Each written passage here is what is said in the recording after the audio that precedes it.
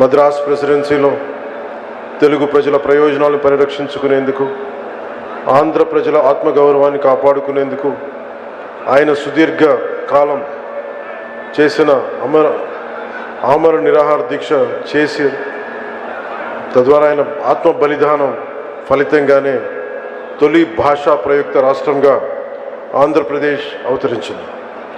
మరిన్ని రాష్ట్రాలకి దారి ఏర్పరిచింది. మన తర్వాత 1955లో కేరళ, కర్ణాటక, 1960లో మహారాష్ట్ర, గుజరాత్, 66లో పంజాబ్, హర్యానాలు భాషా ప్రాతిపాదికన ఏర్పడ్డాయి. అంటే వాటన్నిటికీ ఆద్యులు శ్రీ పొట్టి శ్రీరాములు గారు. అలాంటి మహనీయుని చరిత్రను భవిష్యత్ తరాలు స్మరించుకునే విధంగా ఆంధ్రుల రాజధాని అమరావతిలో అమరజీవి పొట్టి శ్రీరాములు మెమోరియల్ ట్రస్ట్కి గౌరవ ముఖ్యమంత్రి శ్రీ నారా చంద్రబాబు నాయుడు గారి నాయకత్వంలోని కూటమి ప్రభుత్వం 6.8 ఎకరాల భూమిని కేటాయించగా వారు 58 రోజుల ఆమరణ నిరాహార దీక్ష గుర్తుగా 57 అడుగుల విగ్రహం ఏర్పాటు చేయడం మనందరికీ చాలా ఆనందాన్ని ఇచ్చే అంశం. పొట్టి శ్రీరాములు గారు చేసిన త్యాగాన్ని గుర్తుగా కూటమి ప్రభుత్వం తరపున నివాళిగా జల్ జీవన్ మిషన్ ద్వారా చేపట్టిన ఒక multi village scheme water grid పథకానికి అమరజీవి జలధార అని పేరు పెట్టారు.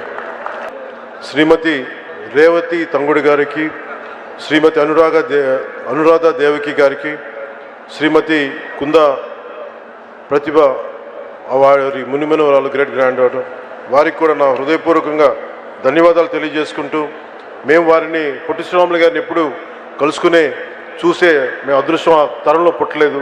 కానీ మీ ద్వారా వారి కుటుంబ సభ్యులు, మీరు పొట్టి శ్రీరాములు గారి కుటుంబ సభ్యుల్ని మేము ఈ విధంగా చూడటంలో మిమ్మల్ని చూస్తూ మేము పొట్టి శ్రీరాములు గారి త్యాగాన్ని గుర్తు చేసుకుంటాను. ఆయన్ని కలవలేక మాకు కలిసి అదృష్టం మాకు వెళ్ళాలి. కనీసం మేము మీ పక్కన కూర్చున్న అవకాశం ఈ విధంగా లభించినందుకు పొట్టి శ్రీరాములు గారి వారసులకి పక్కన కూర్చొని ఈ అవకాశం లభించింది మనస్ఫూర్తిగా ధన్యవాదాలు తెలుపుకుంటూ, ఆంధ్ర రాష్ట్రం గౌరవ ముఖ్యమంత్రి గారు ప్రత్యేకించి ఆ 58 అడుగుల విగ్రహాన్ని అమరావతి నడిబొడ్డున ప్రతిష్ఠించినందుకు ఒక్కసారి ఏరియల్ వ్యూ చూస్తూ ఉంటే చాలా చాలా ఆనందంగా, చాలా చాలా గర్వంగా అనిపించింది. మహానుభావుడు చేసిన త్యాగం ఈ రోజున మొట్టమొదటిసారి మనకంటూ ఒక రాజధాని ఒకటి వచ్చింది. అటు ఇటు దాని నడిబొడ్డున ఈ రోజున వారి 58 అడుగుల విగ్రహాన్ని స్థాపించడం మనస్ఫూర్తిగా ముందుకు తీసుకెళ్లినందుకు నారా చంద్రబాబు నాయుడు గారికి ఆంధ్రప్రదేశ్ ప్రజలందరి తరపున వారికి నా ధన్యవాదాలు తెలుపుకుంటూ